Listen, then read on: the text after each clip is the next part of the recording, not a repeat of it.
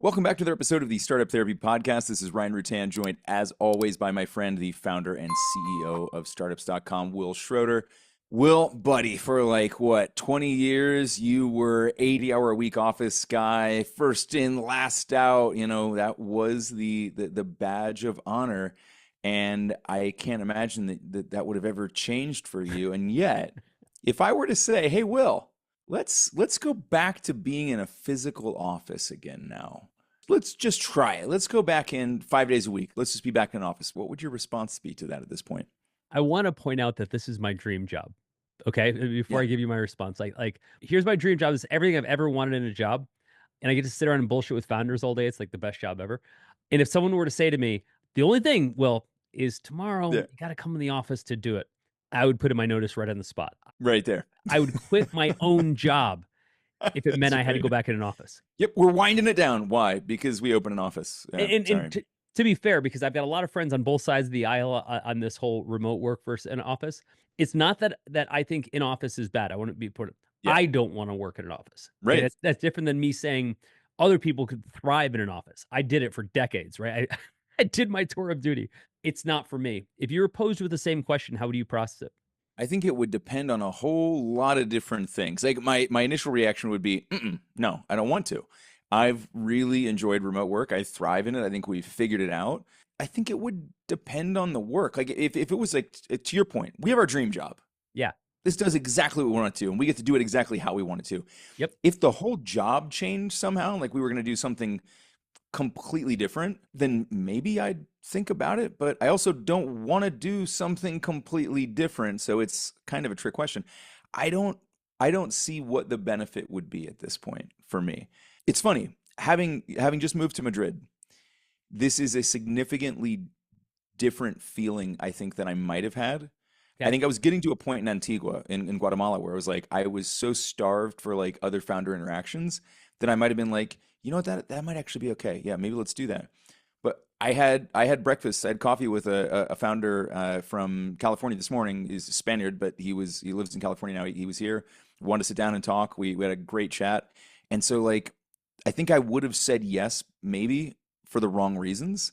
And now I think that I'm back and like I can get some of that proximity. I can get some of that osmotic effect where like things rub off without needing an office. Because I think for me, and we've talked about this on the podcast a couple times, like it was draining me. It was like as an introvert who extroverts when he has to, and as an empath who picks up on every little thing that everybody says and feels like I need to help and fix and solve. Holy shit, was that draining, right? Like, Let me give you a parallel. No one looks back on their college years with wild memories of how much fun it was to be in class, yeah. right? Unless you're a Like, giant nerd. did we go to But like, class? yeah, but you know what I'm saying? Like, college was a mechanism, right, that required work, most of which you didn't want Yep. to do at the time, in order to socialize and be connected to Yeah. all these people, right? It was a means to an end. Right. And so the office worked as the same mechanism. I hear people say this all the time. They're like, I don't socialize as much. Like that does bother me. But I Yeah. never hear people say, God, I miss conference rooms. Right. Right. Right. I never Yeah. hear that. Right. Yeah. What they're saying is, I miss being social. Said Yeah. differently, if you were social every single day, if you were out meeting people and connecting and Yep. whatever every single day, the last thing on your mind, my guess, for most people would be, I really missed my desk. I really missed my Yeah. terminal. Be great to have to circle the parking lot a couple times and try to find a space this morning. That's what's missing. Yeah, I Yeah, don't think I so, miss man. like fighting through traffic. What people are saying is that I miss talking to humans. Okay, Yeah. so because we have on the remote side, of the remote work side, we have optimized for the other direction, like total isolation, and it's real. COVID messed all of us up. COVID messed me up, right? Like I was so used to being around people all the time. And just an hour ago, we actually had a team lunch. I haven't seen my coworkers in 6 months. Like, Right. it's amazing. They live 20 minutes away. It's crazy to think how isolated I've become. However, and this is, what we'll unpack today. I don't necessarily think the cure is a conference room. I think the cure is more socialization. But Yeah. Yeah. more importantly, over the past couple of days, we've had some in-person meetings with our coworkers. And one of the things that's occurred to me in those meetings is that for the longest time, and Ryan, I think since you and I have been going through this remote work journey, Yeah. post-COVID, like a lot of people, I think we kept trying to take the old fundamentals of an office and make them remote, and I think Yeah. that broke quite a bit, you know? Yeah, it did. I think there was a lot of force functioning. I mean, like the Friday office parties on Zoom. We Oh, that tried was so this once. sad. Remember, we were like, and feel free to bring a drink. And I remember, like, as we said that, I was like, did we just encourage people to drink at home by themselves, sort of on a Zoom call? It's like, that doesn't even sound fun. Like, even if somebody was like, yeah, that sounds okay, it was bad. So our big thing, just including folks in the audience, on Fridays we used to have a happy hour every Friday at 3 o'clock, and we'd sit down, we all get in the conference room, and everybody would have a drink. Not everybody, a lot of people would have a drink, and sometimes it even ran a little bit longer. People just wanted to be there and, Yep. and BS with folks, etc. And Yeah, that we'd to run the grill me, on the back porch. Like, yeah, yeah, it yeah, was yeah, like, it was fun for those yeah. that wanted to be there. It wasn't obligatory. Also important, right? For those Yeah. that wanted to be there, right? Because Yep. not everybody in retrospect wanted to be there. The other part of it was a bit of a payment for having to be in the office, right? It was like, we'll get some not office time so that you can enjoy yourself versus being stuck in a conference room. And I thought to myself, when we first went remote, just like you said, we tried to do the Friday happy hour on Zoom, which was sad as can be, right? Like, Yes. but that was our first instinct. We tried to take the Right. old world and force it into Yeah. this new Just world. recreate it. Right. Yeah. And it broke horribly because I think part of what we wanted those spontaneous moments, right? We wanted those basically be able to get everybody in the same room and have some laughs together, which is great, right? Yeah. But it didn't quite translate. And also at the time, this was COVID. Everybody's getting Zoom fatigue to begin with. And I think we've learned that there's a lot of things you cannot do over Zoom and Slack. In the same way, we've learned there's a lot of things you can't do over social media, right? Or text message. Yeah, it doesn't land the same. Like you can do exactly the same things, but because of the digital separation, it just doesn't land the same way, and it's just time wasted at that point, right? Yeah. I think that it's, we learned the hard way that you can't just copy paste office traditions into remote, right? The answer is trying to find and build new rituals that actually fit for how we work now, up to and including just admitting that maybe socialization isn't part of what we do through the digital channels with our team, right? Just Let's maybe it talk isn't. about that. We've Yeah. moved to a transactional electronic environment, right? Yep. Again, via Slack, via Zoom, via social media. We have, as a society, moved to this transactional nature where when I post something on social, the transactions are likes, are comments, are in some cases subscribes, etc. Like literally my interactions have become this binary switch, right? Where I like, oh, I got X amount of likes. I must have done a good job. I got no Yeah. likes. What's wrong with everybody and what's wrong with me? Right? Right. Like it's very transactional. Yeah. And I think that where that's changed a bit is we weren't used to only having that at work. Now, I'm sure some people did. I'm sure some people had like a wildly transactional work environment, like almost too Yeah. professional, but we didn't. And as I've seen that kind of stripped away from us, it's presented the question for me in a remote workforce, what is culture? You have to go back to that first because if what you're trying to do is support and feed culture, you have to actually understand what the new culture is before you can do that. I think we were trying to nourish a brand new baby culture with the same old steak and potatoes that we'd been feeding the old one. It just didn't work, That's a right? good It way to put just it. Yeah, yeah. did not work. But I think it's important because I think there is a big kind of macro question, which is like, is it possible for a team to stay motivated and engaged long term and maybe that's the question is like, is that actually what we need in this new environment, right? I think again, that's part of what we're trying to recreate. We're saying, okay, well, if the culture can't be the same, but we still want that motivation, we want that engagement, but can that still exist when work is purely transactional? And then I guess, does it need to, or is that still just something that we're holding on to? Is that a relic as well? Let's build on that. I would say, Ryan, if you and I were starting a new company tomorrow, I would prefer we were in office. Okay. Now Yeah. the reason I say that is because I do believe at that the very formative state, there Yep. is a tremendous amount of value to basically just talking and having all of these chance discoveries. Yeah. Okay. It's just So the osmosis, right? It's just being 100%, able for right? things to just random collisions that lead to some sort of spark that goes somewhere. Which happens a lot in the formative. In other words, like we Yep. are like everything is changing by the second in the formative stages. That I Yep. think having that goes a long way. It allows us to talk about things that don't have to have a meeting called for them. We just happen to be catching a I concept I together. remember so many of these moments. I remember some of these moments where I remember walking past the door of the sales room and hearing somebody pitch the idea in a way I hadn't heard before. And all of a sudden I was like, oh my God, like I've never heard it said that way before. That's so much better. I remember Right. like literally sprinting down the stairs, probably pissing somebody off who was in the little quiet call booth on the right, Yeah. and running back to my desk to like write it down before I lost it. That kind of stuff doesn't happen when you're remote, right? It's also really hard to quantify what the value of that stuff is and to say that like we're doing it for this really like tertiary reason of random particle collision. That's why we're doing this. It's hard to justify it. I think a couple things have happened here, which I think is interesting.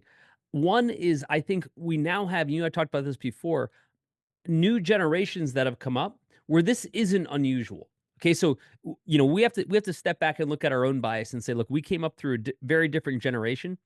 For us in the 80s, 90s, and 2000s, where being in the office was a hallmark of your career, right? Like it's where you got a lot done socially, politically, things like that. For a younger generation, certainly post COVID, that has never seen the inside of an office, it's Yeah. hard to say I miss those things if you never had them. Yeah. When we tell somebody younger, let's say 22 coming into the workforce, that after work we used to all play hockey together, I'm sure they get that. Like if you like hockey, Yeah. right? They're like, oh my god, You that mean sounds like amazing. NHL 2025? Right, right, exactly. But we also had to get up for work at 8 in the morning and fight traffic every single day, and then fight it all the way home. Yeah. And we're usually sitting in our car for an average of an hour per day, every day. There's no version like, oh man, the good old days. Like, how do I Yeah. get some of that, right? Or you sometimes would have an office or a boss that would walk around desk to desk just bullshitting with everybody just to make sure that they were there on time Yeah. and they were doing work. You're like, Yep. well, I don't think I'd miss that either. I mean, like, Yeah. there are so many things that if you had never experienced this, you'd never wish upon yourself. You wouldn't, and I think that there are far better ways of doing those things. I mean, this is one of the core points you and I made is because remember, we took our teams remote well before the pandemic. We were a We did. mostly Yep. remote company by the time the pandemic hit, and then we became fully remote, but we were already rocking that. And so I think one of the pieces of pushback that we got was like, well, how do you know people are working? How do you know they're doing this? And we're like, if the only way you are measuring your team's work is by seeing that their butts are in chairs in front of monitors, like you're probably already non-productive. Let's put a pin in that for a second. Yeah, because I Sure. want to devote like a whole section on just that, on autonomy of folks and everything else like that. Yeah, Let's yeah. definitely get back to that one. I want to circle back to what you said before around the fact that there's a generation of people who are working now who never experienced an office, right? Right. They started digitally. So I think that's part of it. That calls into question two things. One, would they even expect there to be a company culture? And in the same way that I think you and I look at it and go, well, whatever version of company culture you create digitally is going to be some watered down version of that. They may not feel that way either. They may go, well, but this is, maybe we, having come up through a very different beginnings in having an actual office culture, maybe they have an ability to seed culture and grow culture and be satisfied with the culture that's just pure digital. They're like, no, this is what we do. Like, no, this is exactly the type of culture that we form in our subreddits. This is exactly the kind of culture that we Yep. form in our discords and my gaming community and whatever. And so part of me just goes like, maybe I'm just wearing the fogey hat here. I don't know. I think so. And again, let's look at it from two different ways. Let's agree that clearly we have bias because we saw something before. It's the 100%. same way like when we talk about social media and we're like, oh my God, everybody's just on social media staring at their phone all day. When Yep. I grew up, you just had to talk to somebody, etc. Now, Yep. a huge, massive part of that is my bias toward, how I grew up and what I saw. I honestly wish it were Sure. the opposite. I wish these online interactions were so genuine and authentic that I could do more of them because I love talking to people. Yep. That said, when we look at and we zoom out and we say we want to build a culture in this company that stands for something and people feel a part of something, that's really hard to do, I think, in a transactional environment. Or again, everything is comments and likes, right? Like Yeah. everything is disconnected. You've got Right. some Zoom calls from time to time, but everybody's in their pajamas on a fake background. Like, it's just like none of it feels nearly as real. And again, I understand that I'm comparing my own bias, but none of it feels as real and as natural as having someone next to you. So I think if you believe that, and I think a fair amount of people do, you just step back and you say, "Okay, that is what it is. Now what?" Yeah. Instead of trying to get back to that, right? Take it off the table.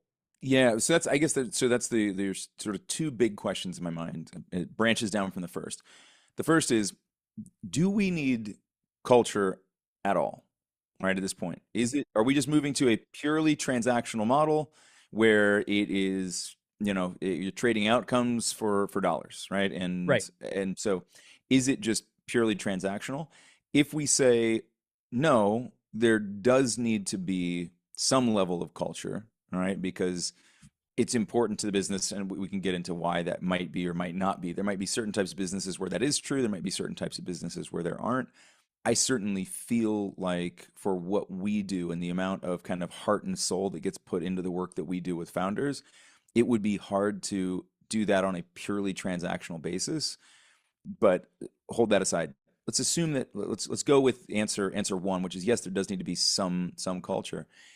Do you think that there are any aspects of the in-person culture that we should try to replicate, or do we have to let it go entirely and rebuild new digital first culture? Something that's really funny about everything we talk about here is that none of it is new. Everything you're dealing with right now has been done 1,000 times before you, which means the answer already exists, you may just not know it, but that's okay. That's kind of what we're here to do. We talk about this stuff on the show, but we actually solve these problems all day long at groups.startups.com. So if any of this sounds familiar, stop guessing about what to do. Let us just give you the answers to the test and be done with it. I think we need to recognize the limitations of a digital first culture, right? Mm, Again, I think there are some hard limitations that if we try to fake it, ergo our Zoom happy hour with a yeah, yeah, drink, it's just inauthentic. We're trying to make something that isn't what we yeah. want it to be. I also think that you mentioned something earlier that culture has always had an implicit sense of buy-in, that everybody wanted in on the culture. You and I remember our times of playing hockey or NBA Jam Oh, or yeah. whatever, like in the office, very fondly. I can think of some people in the office who did not think of that very fondly. Correct. They were less bought into the hockey part of it. Yes, Yeah, very yeah, much so. or NBA Jam. There was somebody that sat right next to the NBA Jam arcade cabinet that would get up and leave and just go home every single time we started playing, Well, right? yeah, I can't. You were either playing NBA Jam or you weren't working, no matter Yeah. what. Even if you weren't playing, you weren't working because the amount of noise. Yeah, so but that's my point, right? Like, the part of that culture always assumes that everybody else is, like, down with that culture, and I always think it's fascinating because, like, even places like Google that try to build this, like, otherworldly level of culture, Yeah. and by the way, whenever they say, like, "This is such a cool place to work," what they're always talking about is how much stuff doesn't involve work, right? Yes. It's the free lunches, it's the foosball It's tables, it's it's such a like it's such a cool place to not work. Yeah, correct, right? that's Like that's exactly it. essentially Yeah, like what it always was. But I guess my point is if we're gonna go back and we're gonna try to like define like what culture is to us, it could have nuances. Culture is about respect, culture is about recognition, culture is sure, about communication. Like those are all very important values. But what we're really talking about here, like a lot of what we're talking about is community. The yeah, sense that we belong, that we engage with each other, that we have this non-work engagement that we're fostering and creating, right?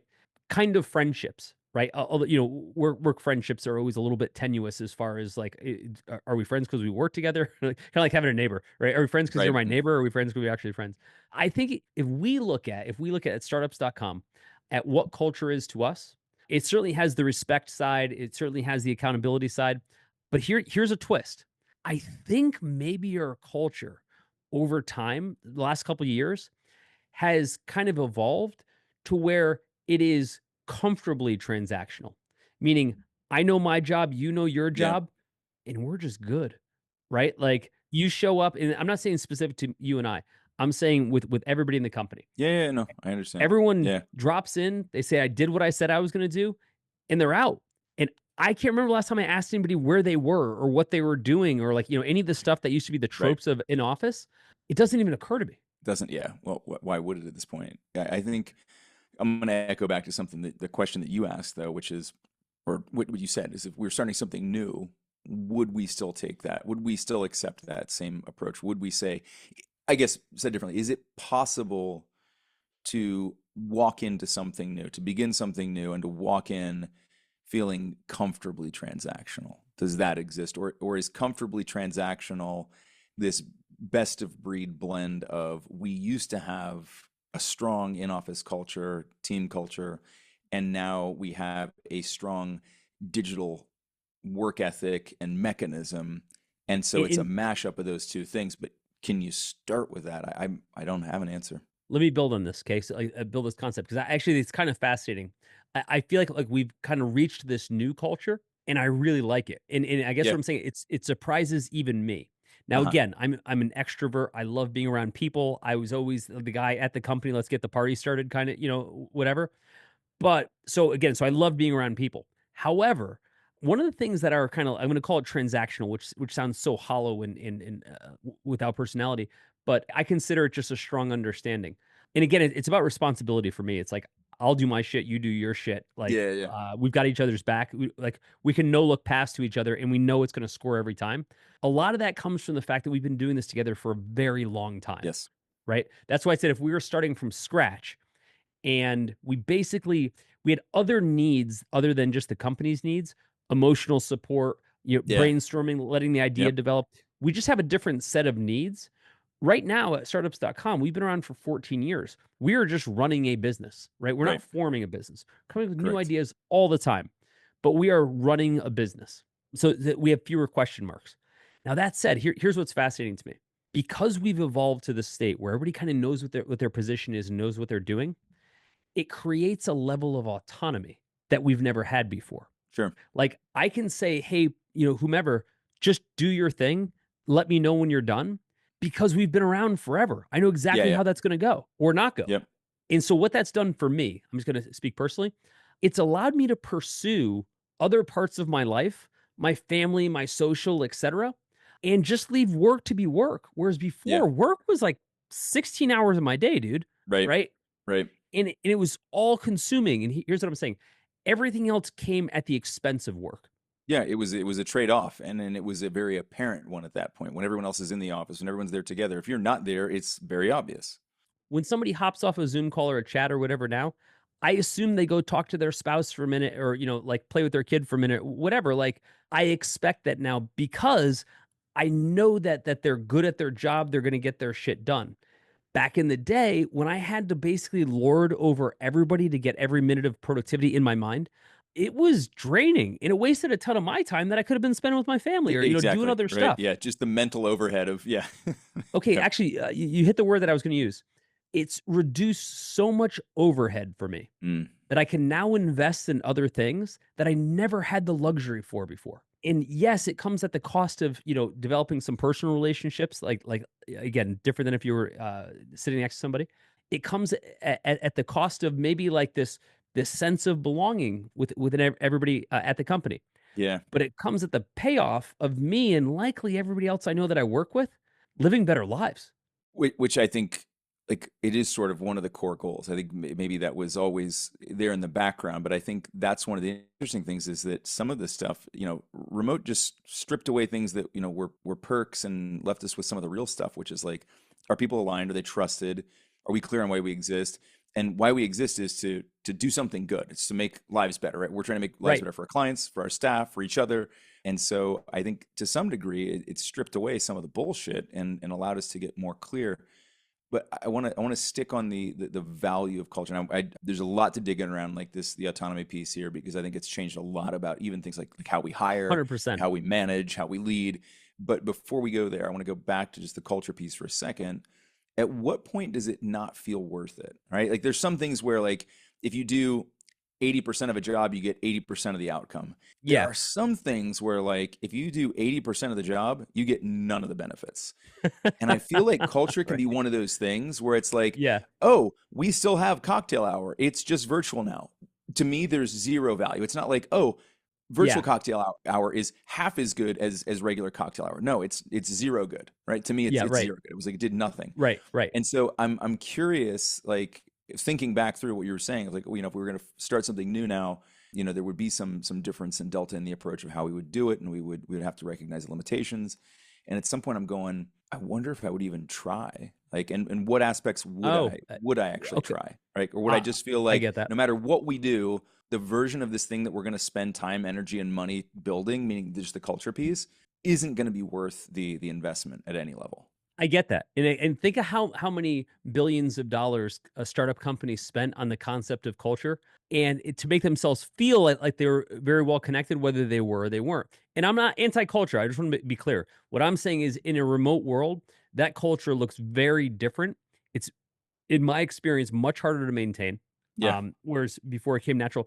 And again, you have to ask yourself, what is the value and ROI of establishing, let's say, an in-person culture that you can't get elsewhere?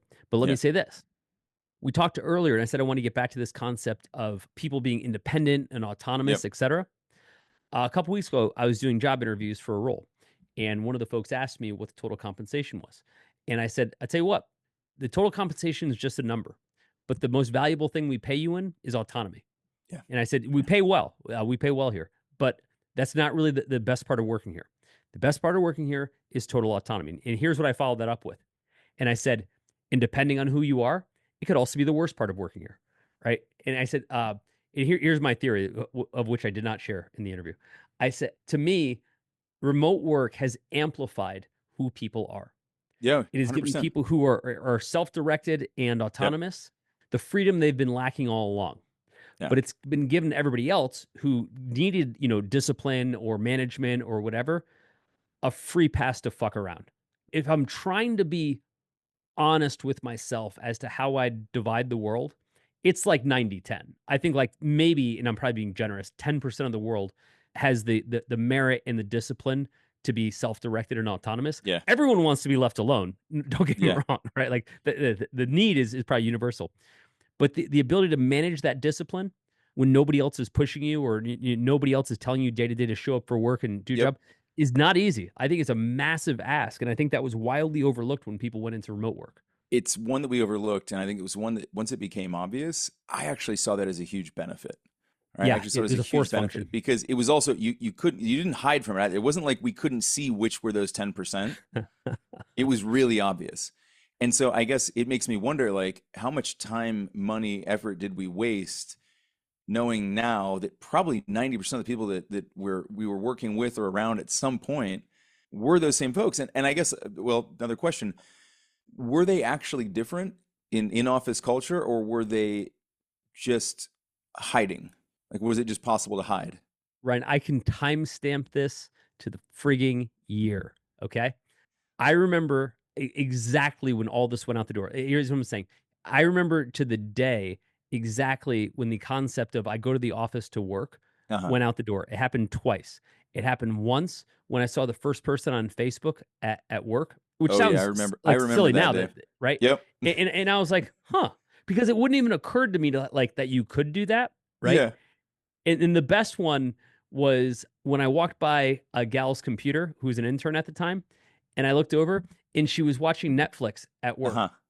And I was like, "What are you doing?" She's like, "Oh no, don't worry about it. It's on a second monitor. I'm doing work on the other monitor." Uh-huh. Yeah. And Like, I'm like, "It doesn't even occur to you. Like, right. I'm the fucking CEO of the company, and like you don't Yeah. even lie to me." And tells you not to worry about it, right? Like, I'm pretty I, sure the job description says I'm allowed to pick what we worry about, one, two. But yeah, okay, but just the fact that it didn't even occur, right? That was the thing. That generation, I know, I remember this situation quite well, yeah, because we had a lot of talks about. It. We were like, we pull up in the conference room, we're like, how do we even begin to process this, right? That just happened, and now we have to accept that, like, this is the environment that we work in now. This is part of the culture, right? It's the beginning of the end. Yeah. so as soon as people had mobile phones at work, like that was the end of anybody doing work. Oh my gosh. And I say that to say, like, you could basically be messing around on your phone the entire time and kind of be present. Now, let's stick with that. For a very long time, like thousands of years, just being present was a massive part of your contribution to work, That's it. right? Here's a good example. If I wasn't that good at my job, right, but I showed up before everybody and I left after everybody, Yeah. and Presence went a long way. I was wildly charismatic with everybody, et cetera, I could probably keep a job for a fairly long time, Yeah. right?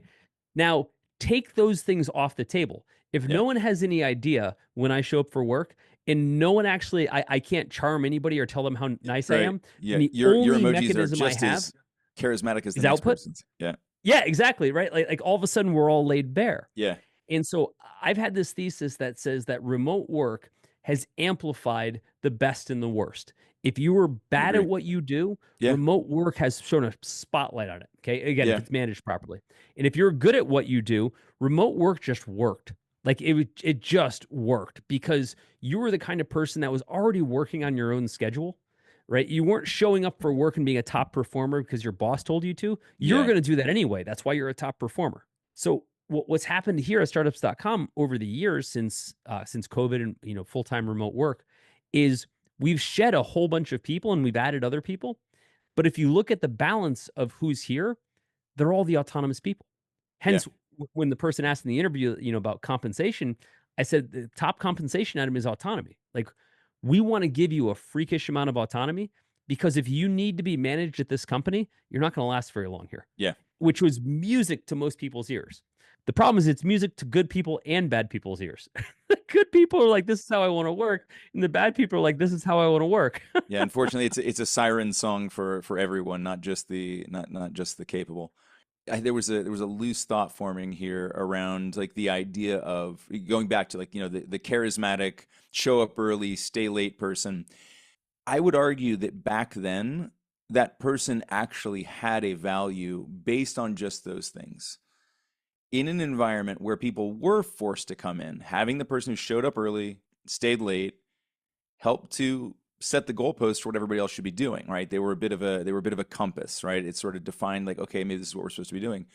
Sure. The charisma piece helped to keep people satisfied enough to keep showing up, right? Because in as much as like I don't know that being in office benefited anybody, there were definitely downsides to it. There were definitely downsides, and you can definitely have toxic culture. If you don't have somebody charismatic in the room, it can become a really shitty room really quick, and it can become really shitty output really quick.